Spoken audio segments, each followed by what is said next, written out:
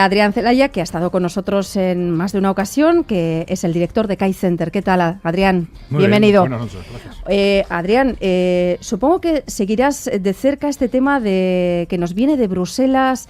Hoy nos ha dicho Canadá y nos han dicho también las instituciones europeas que es probable que el jueves se firme el acuerdo de libre comercio entre Canadá y la Unión Europea. La verdad es que Valonia, una región bastante pequeña, insignificante, digo, para toda la Unión Europea, está poniendo las cosas un poco difíciles porque su negativa hace que Bélgica no pueda dar el sí y es una decisión que en teoría todos los países de la Unión Europea tendrían que validar. ¿En qué nos afecta este tratado con Canadá? ¿Por qué es importante? ¿Por qué tenemos que estar Sí, bueno, pendientes de él? Es importante en sí mismo y por la relación que tiene con otro tratado que es mucho mejor conocido, que es el TIP, ¿no? Sí. El tratado TIP del que llevamos años hablando, que se lleva negociando desde el 2013 básicamente, y que en este momento está en una situación de estancamiento con distintos líderes políticos diciendo que no se va a firmar. Y sin embargo, mientras el TIP se está casi paralizando, se pone en marcha el proceso de aprobación de CETA, que es prácticamente algo idéntico al TIP, solo que en vez de con Estados Unidos, con Canadá. Uh-huh. Esto en sí mismo es algo contradictorio y no fácil de entender, pero para entenderlo hay que darse cuenta de que en realidad estos tratados, más allá de las repercusiones económicas, de la letra de los mismos, tienen aspectos fundamentalmente políticos detrás, ¿no?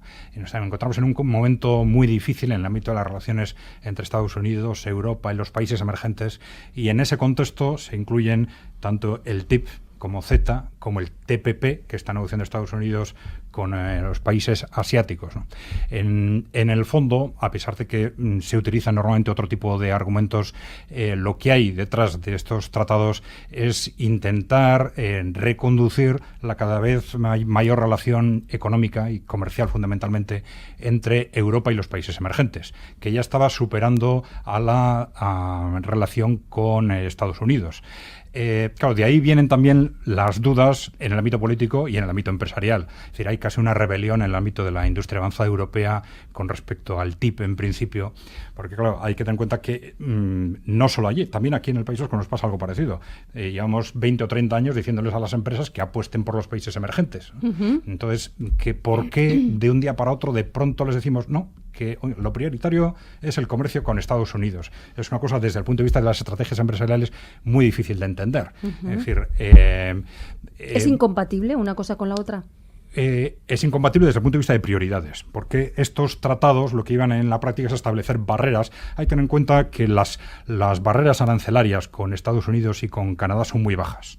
El objetivo fundamental no es reducir aranceles, como suele ser en otros tratados comerciales, sino homogeneizar lo que se llama barreras técnicas.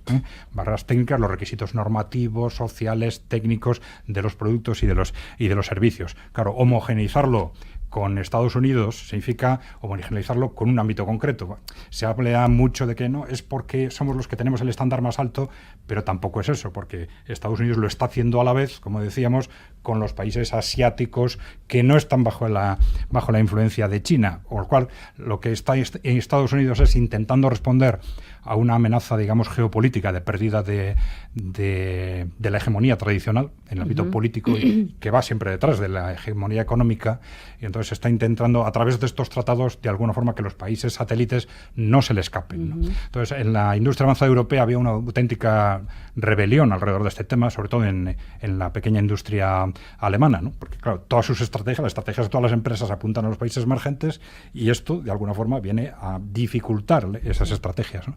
Entonces, esto ha llevado a un giro progresivo. En este mismo momento, el ministro de Economía de Alemania está diciendo que el TIP no se va a firmar y Merkel ha dicho que todavía hay tiempo, ¿no?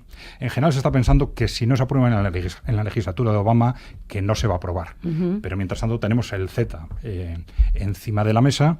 Lo que pasa es que el CETA es menor, ¿no? La repercusión del CETA es bastante menor. La directa es menor.